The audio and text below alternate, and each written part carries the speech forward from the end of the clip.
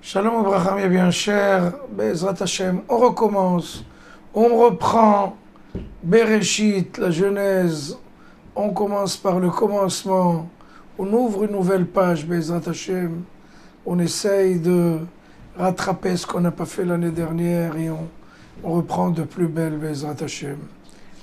Et cette année, Bezrat Hashem, j'ai choisi un thème, d'après moi, Bezrat Hashem, qui suis-je, mais quelque chose de vital, un message extrêmement important et primordial. Et vous vous rappelez de la dispute entre deux frères, Caïn et Hevel, Caïn et Abel. Donc ces deux frères, les enfants du premier homme, de Adam Arishon.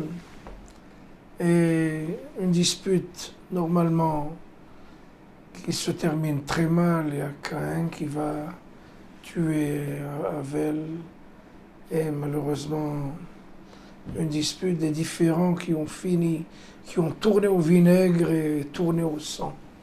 Chas v'shalom. Et c'est ce qui s'est passé. Et en fait, on sait qu'ils ont donné deux offrandes.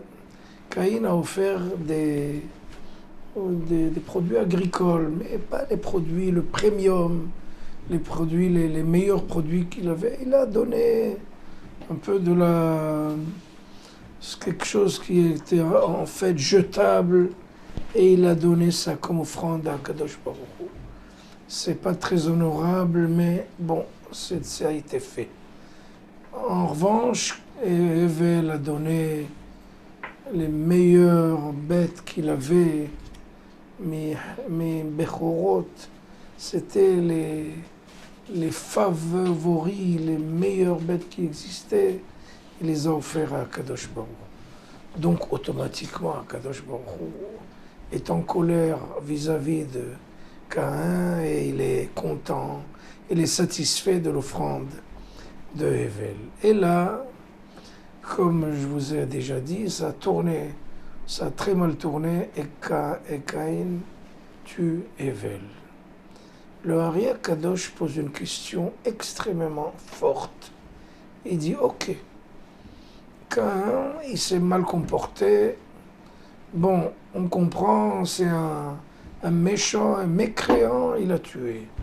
Mais pourquoi Hevel a-t-il subi une telle punition de mourir? Pourquoi? Bon, je comprends, Caïn, c'est un pauvre type, mais Hevel, c'est un intègre. Pourquoi est-ce que cette situation lui a causé de mourir? Et le Ari HaKadosh répond une réponse qui va vous époustoufler. Il dit, parce que quand Caïn était dans un état mental très bas, il était triste, il était angoissé, il était morose. Où étais-tu pendant ce temps, monsieur Hevel? Tu étais indifférent à la souffrance par rapport à la souffrance de ton frère. Et toi, tu étais là en train de faire du barbecue. C'est pas juste. Quand on a un frère qui souffre, il faut tout laisser de côté, aller voir comment peut-on l'aider. Cette insensibilité, cette indifférence, c'est ça qui tue les gens. En fait, Hevel aurait pu voir, quand il voit son frère dans un état assez difficile, il doit tout mettre de côté et venir, mon frère, je suis là à tes côtés. Tout ce dont tu as besoin, je suis là pour toi. C'est pour ça qu'il y a des frères, il dit. Et le livre des Proverbes de Salomon dit, ah, les tzaraï, valet d'un frère, a été créé pour nous aider quand on souffre.